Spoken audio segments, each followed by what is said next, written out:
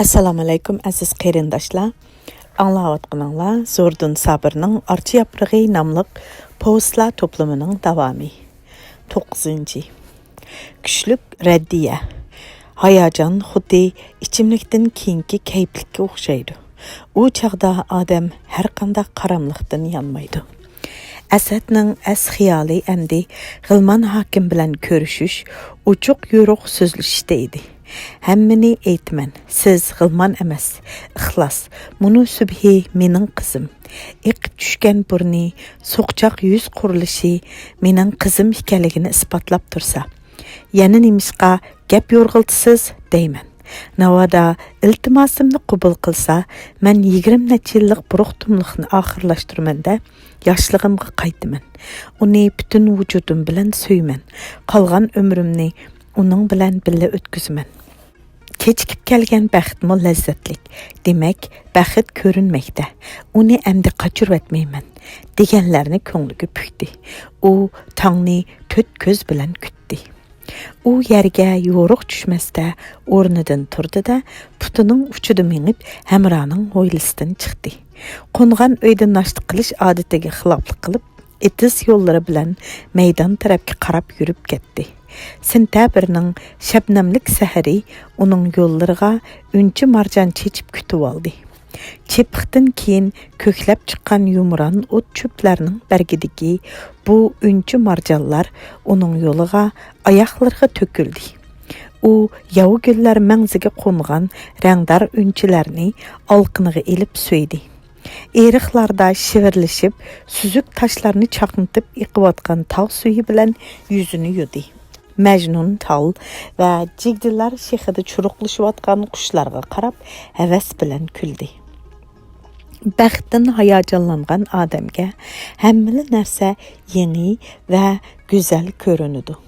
Odamizatsiz kangri itizlar, garchi ayg'in salqin bo'lsa-mu, Asadning ko'ziga xuddi bir chivar qo'l hammala nimani joy-joyiga tizib chiqqandek, xamallardagi chechilib yotgan saman baxallar, yo'llarda to'li dasilib rangini yo'qotgan o't cho'plar, choli tushirilgan pashtak ko'rindigan, yerimi o'rilib, yerimi o'rtirayotgan qo'noqlar, vaqtsizlar vashan qilingan qo'g'ulluq, uning bo'randa qiysaygan baringi, molg'i to'lgan engizliq, at ustida jug'i o'rilib ushuk chujusidek shumshiyib olgan atchi, ko'zga ko'ringan hammali narsa xuddi yorilishdanla ashundoq go'zaldek bilindi. U kuchlik hayajon bilan mast bo'lib aldirab mengib subhining darisining oldiga yetib keldi. Qizim, dedi u ichida. Bilvatamsan, sening o'z dadang darizangda turibdi. U sening nafas elishlaringni anglab turibdi. U sening baxtingga tilakdosh. Uning buningdan keyingi hayoti sana baxt tilash bilan o'tidi. Dariza yim yepilgan, pardalari tushirilgan edi. U qo'lig'ini yiqib tinchidi. Ondan keyin taqatsizlik bilan darizani chekdi. Kim? Qizning ovozi aldirab oyoq kiyim izligini, karvatdan tushgini anglandi. Bu men, subhi qizim. Asad titrangi ovoz bilan o'zini ma'lum qildi. Asad akammi? Qiz darizaga keldi va pardani qayridi. Yo'q, men. Siz xo, nimishqa yo'q deysiz Asad aka? Yo'q, akangiz emasman. Men sizning o'z dadingiz. Nima? Endi sizmi mas odamdek kelmas gap qiladigan bo'ldingizmi? Qiz xuddi birsi yuziga sovuq suv chashqandek endikib ketdi. Ishini eching, men sizning dadingiz. Hozir hammani bilasiz. Yo'q, rost gapni qilyapman. Nima qiliq bu? Dedi qiz terkib. Haq ko'rsa nima deb o'ylaydi? Tova. Qiz pardini qayta tushiribdi-da, Asadga anglatib turib g'udongshidi. Tova. Nur Muhammadning degini rostganda, bu odam rostilla opamga. Subhi, qizim. Uydan endi ovoz chiqmadi. Asad xeylig'icha tinglab turdi. Bir ozdan keyin bir tilla qizning o'pkidab yig'layotganligi anglandi. Asad uchun xo'shalliq tuyulgan bu ish qiz uchun uyatliq va azobliq bilingini Asadga alam qildi. U, "Men his qilganni Subhimi his qiladi. Qizim desamla dada deb javob beradi" deb o'ylagan edi. Lekin qiz uning hayajon bilan aytgan so'zini so'g'oq ko'z yoshi bilan kutib oldi. Asad keyniga qayrildi-da, deraza yonidagi seringul shexini kuch bilan siqimdidi. Sabr kerak edi, deb o'yladi u o'z yotig'iga qaytib, beshini g'ijimlab tutib o'ltirgandan keyin o'ziga kelib. Uning o'z dadisini bilmasligi ajablanarlik emas-ku. Uning ustiga g'ilman ashu ixlosmi? Buni mening hukm qilishim bilan muqimlashtirishga texi atdigan-ku. U xiyol bilan qanchalik o'ltirganini o'ziga belgisiz. Ishini chekmayla uyga bir kirib keldi. U cho'chib o'rnidan turdi. "Balki Asad apandim", dedi uyga tuyuqsiz aldirab kirib kelgan Hamra. "Bunda qilaringizni bilgan bo'lsam, itni qo'yib etgan bo'lardim. Hali ham bo'lsa-mu, attiganlik chayga bizninkiga barsiz. Men Nurmamatning pot-poti bilan keldim. Yuring, mingishing." "Apu qiling Hamra aka", dedi u tasdi kulimsirab. "Attiganda ettiz aralab yurib bu yerga kelib qaptiman. O'ltiring, mushu yerdala nashti qilayli-da." Avamning yiniga kirib, Subhining tajriba maydonini sizlarning dadiga yetkash to'g'riliq so'zlashayli. Asad Hamrani boshlab avamning uyiga emas, ishxonasiga kirdi. Ishxona hashamatlik edi. Darisiga gul qachlari qo'yilgan, bir uzun kreslo, yana bir kishilik bir jup kreslo qo'yilgan. Yeziq ustulning bir chetiga yo'lanchuklik yumshoq o'rindiq, yana bir chetiga aynakli cho'ng ishkab qo'yilgan edi. Ustalda telefon, tiklimi kalendar, har xil siyoh duvatlari turadi. Avam o'rindiqqa tashlanib, gazet o'qib o'ltirgan ekan. Mehmonlarni ko'rib, o'rindan qimirlab qo'ydi. "Ha, Hamra aka, oqshom o'ltirishing qizidimi? Nayidan Raziyov mudir kelgan ekan, borolmadim. Qandaq, yo'ldosh Asad, ular sizga ichishni zo'rlashdimi?" Zo'rlab o'zlari ichishdi, dedi Hamra kulib. "Sizning vakilingiz yaxshi o'ltirib berdi." "Nurmamatmi?" deb kuldi avam qiziqib. "Avara qilmaganda, ichib olsa o'zini tutib olmaydi. Lekin qo'lidan ish keladi. Yaraydigan yigit. Uning chorvachilikni rivojlantirishda to'kpisi cho'ng. Bizning nasllik buqa, qo'shqar, ayg'irlarimiz butun nayda dangliq. 2 oylik mo'zaylarimizning erkaklarini 7-800 so'm, urg'achilarni 4-500 so'mga tutqizmay oladi. Bizning maydonning kalalari hozir butunlay sarquloq, alatavsiki arxon bo'lib ketdi. Aq qo'yimizning 37 kilo jung berganlarimi bor. Uning texnikasining ustunligidan hatto bizning maydonning to'xolari chig'ida afat kuchirmaydi.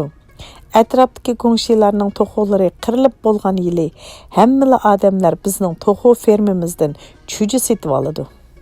"Maqta vermagina", dedi Hamra uning so'zini bilib. "Maqtagan buqi bilan arg'imoqlaring sizlarning maydondan o'tib, bizning daduyning ziroatlarini mudassab chaylab rasvo qilvatdi. Subhi qiz uning ustidan har yili bir necha qatim arz sundikan-ku." "Chaqchaq, hammasi chaqchaq", dedi avam kulib qo'yib. "Nurmamat u qizning tishiga to'la tegidi. Qandaq qiladi? Ash qizga oshiq ekan. Uning 2 qatim o'ylangani bo'lmasa, Subhining rasa loyiq edi. Subhi nadan qiz chichangshidi. Biroq qiz bola degan chichangshib pastko'yga tushadigan gap. Men Nurmamatga oti bo'lib G'ilman hokim bilan so'zlashdim. Rahbarlik birligi kelsa, u qizni kendirmiz." Bu gaplarni anglab, Asadning badani tikallashdi.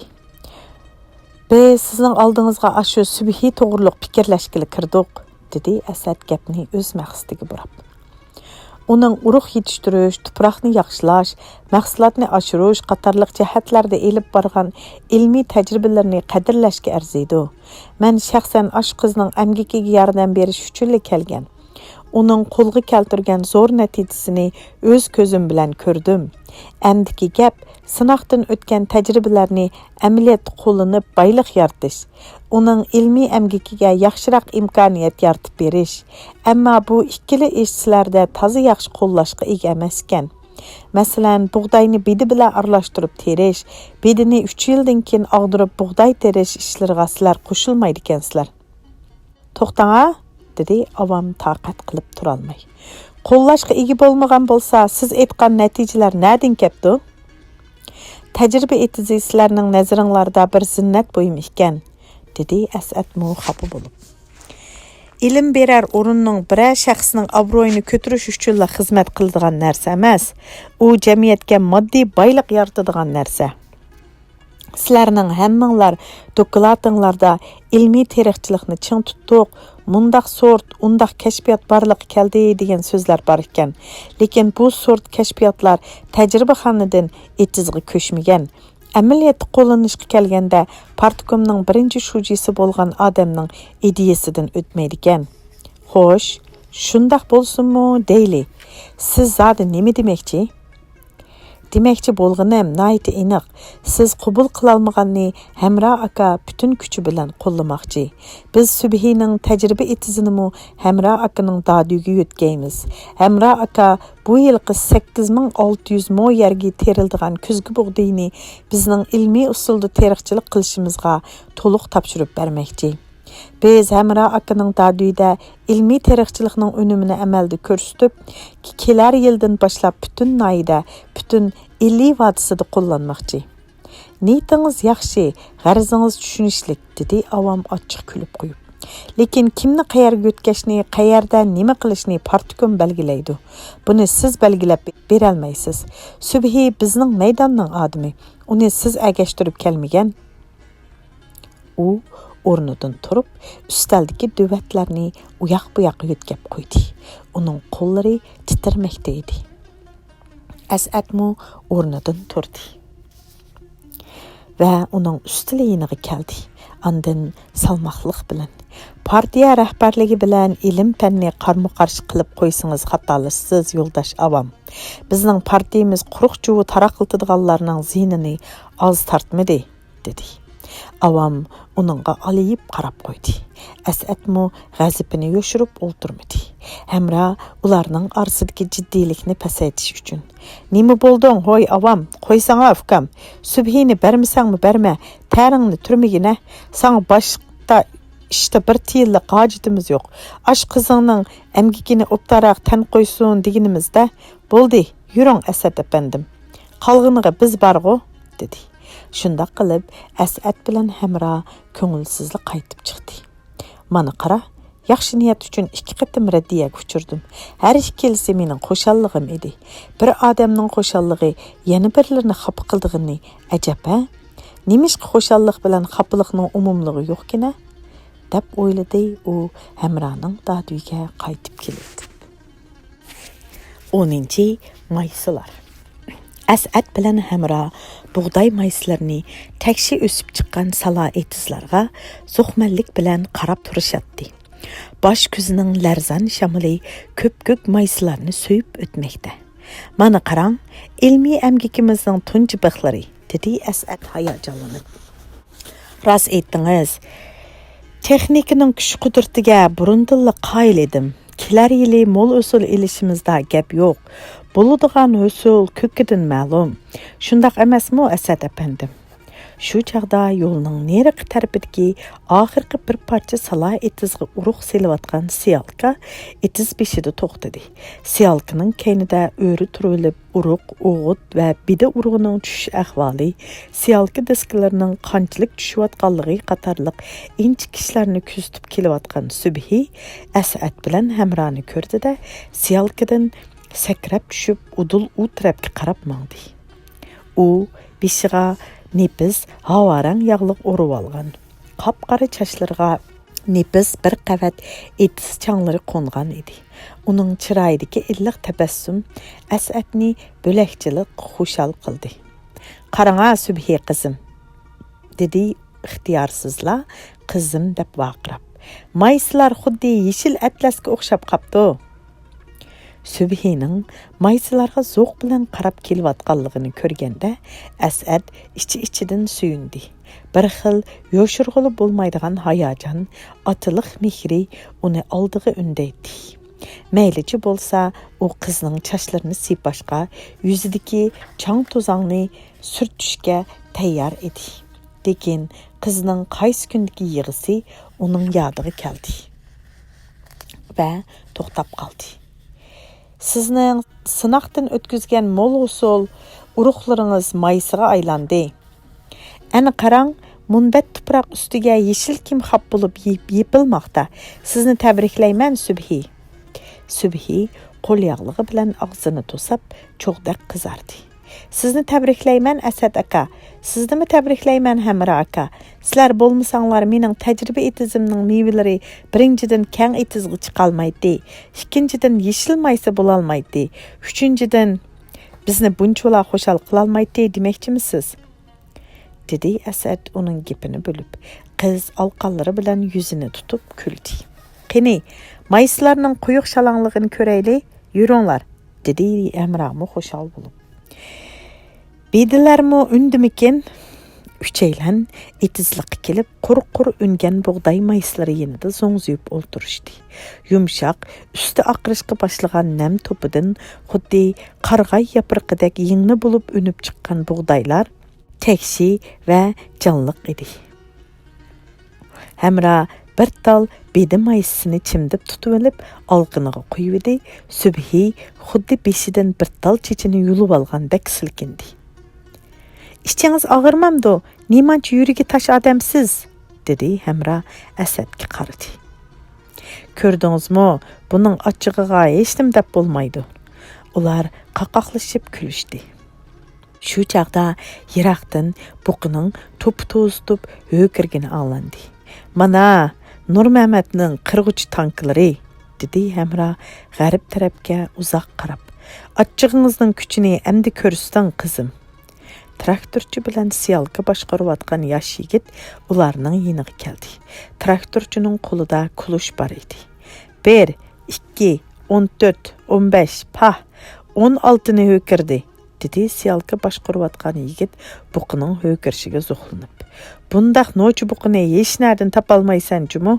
Yalqin 16 ni ho'kirgan buqini ko'rmak tugul, anglaganmiding? Hech qizig'i yo'q ish, dedi Yalqin ismli traktorchi yer ostidan Subhiga bir qarab qo'yib. Sanza, Rahim, Xo'roz, it, ayg'ir buqadan boshqaning gapini qilmaysan-da. Shu chaqda yapol munguzlik buqining to'pig'i milangan beshi qirg'oqda paydo bo'ldi. Buqa surlik pushildab eriqdan o'tdi-da, bug'doyliqqa kirdi. Hush, imonsiz hush. Subhi buq tarafga qarab yugurdi. Qizning qo'lida na tayoq, na tosh yo'q. U to'xu qo'rg'andek qo'lidagi oq yog'lig'ini lapangishlatdi. Asad andikib o'rnidan turdi. Hamra bilan traktorchi yigitlar qizning kaynidan darhol yugurishdi. Buqa bug'doy mayslarini oldi. Oyoqlari bilan tatilab tozitib, munguzlari bilan titib tilg'ab, kardan chiqarib, hayvi bilan ho'kirmoqda edi. Qiz bug'doy mayslarining nobud bo'lganini ko'rib, buqining hayvi bilan ko'z olaytib, may tartqinni pushildab etilishga tamshilayotganini hisobga olmadi. U buqiga qarab utturla yuguraverdi. "Voy, hush, so'migar!" Qiz yog'lig'ini pulanglatdi. Yugurishib kelayotganlar andishi bilan vaqirashdi. "Qeching Subhi, voy yomon bo'ldi. Pah, munining qaramlig'ini ha? Bulunglar balalar, uringlar buqini."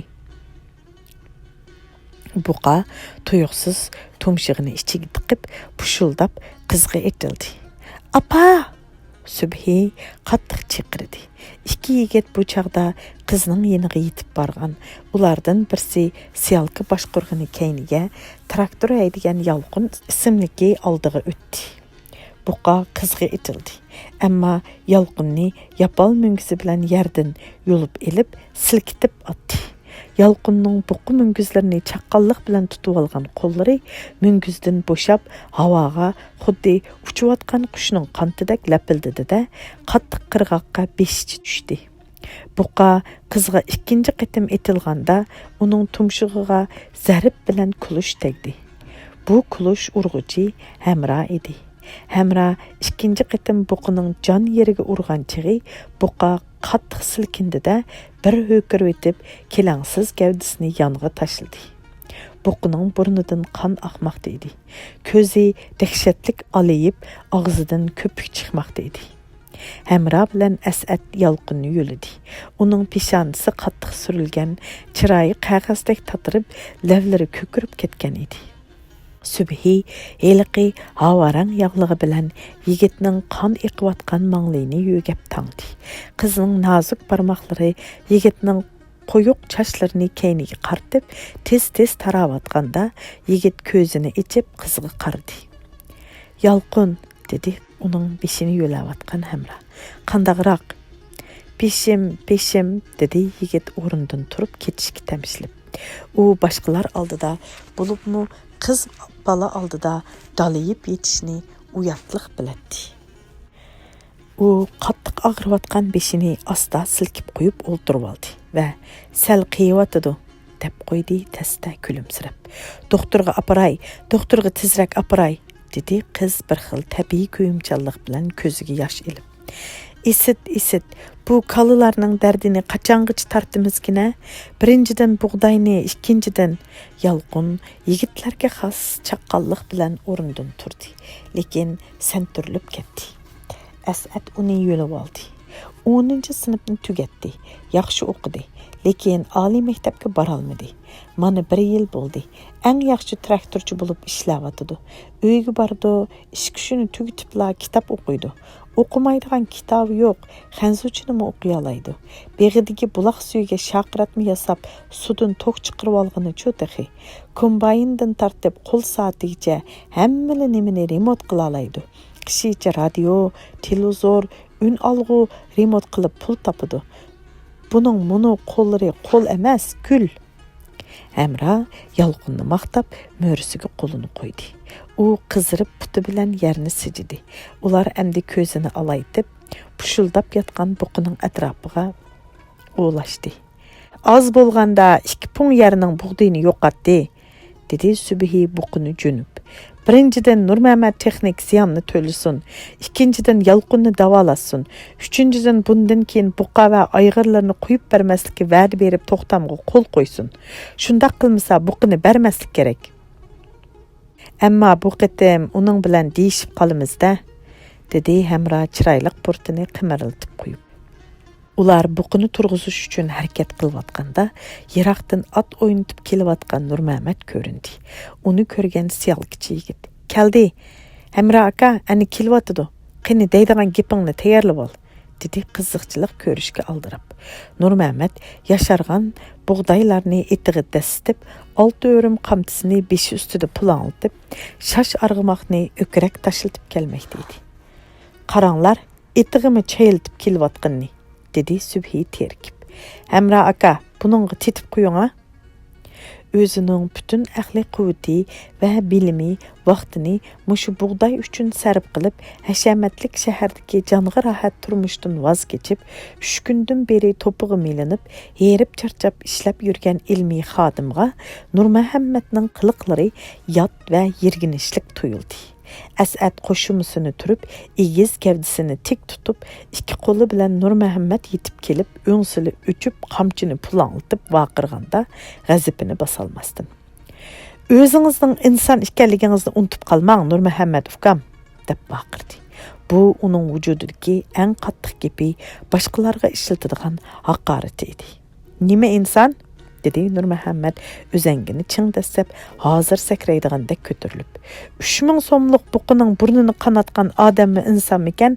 Men insonning nimaligini jaqqida ko'rsataman. "Hey Hamra, bilib qo'y, buqining bir temim qini sening xuning bilan tang. Men bu to'g'riliq sudga arz qilaman. Bug'doychi", dedi uning g'azabi bilan qarab turgan Subhi. "Buqingiz, etingiz qanchalik maysini o'ltirdi? Bug'doyning hisobi yo'qmikan? Texi sudga arz bergidek. Birinchidan ziyonni, ikkinchidan Yolqinni, uchinchidan vaqtni to'lang." Shu chaqda buqa o'rnidan turish uchun tipirlab qattiq pushuldi. Nurmuhammadning eti aqtamida o'ynaqlab yerni tilg'moqda edi. Subhi bilan Asad bu kutilmagan ziyonga bardoshlik bera olmadi. Etingizni qirg'a achqing, boshqalarning qon tarini hurmatlasingizchu. Astag'firullah deyishdi. Asad bu yerning xo'jayini Hamraga qardi. Hamra endi Nurmuhammadga qattiq gap qiladi deb o'ylagan edi. Lekin Hamra xuddi hech ish bo'lmaganda kulimsirab chetda turadi. Nurmuhammad bo'lsa o'zining hayvisini ana shu Savirjon kang qo'saq dehqonga ko'rsatmoqda edi. Mening buqam yalqinni uyga berib uskuni yo'q. Uning bug'doyga ziyon silishi ongsiz harakat. Bo'ronnimi, mo'ldirnimi, kalkunnimi insonlarga ziyon to'lsin desak oqmaydi-da. Shuning uchun hozir tarsida to'xtam yozimiz. Sen buqini urg'uning uchun uningga oziqlik puli to'laysan. Hamra aka, seningdan boshqasi mushunda qilgan bo'lsa, sudga arz beratdim. Lekin sen iqror qilding. Yalqinni haras subhi qizni asrayman deb urib qo'ydim deding. Subhi qiz bug'doyni asrayman deb buqiga yugurgan. Ma'qul. Menmi subhi qizni asirgan bo'lay. Sudga arz berishdan yaltiyay. Ammo sen Hamra aka buqiga oziqlik puli to'laysan. Buludu, to'layli, Nurmuhammad, to'layli, dedi Hamra kulib turib. Bir tamchi qini yomoniga kelsa, bir mushkab bug'doyga to'xtar, bu atvolig'ingning.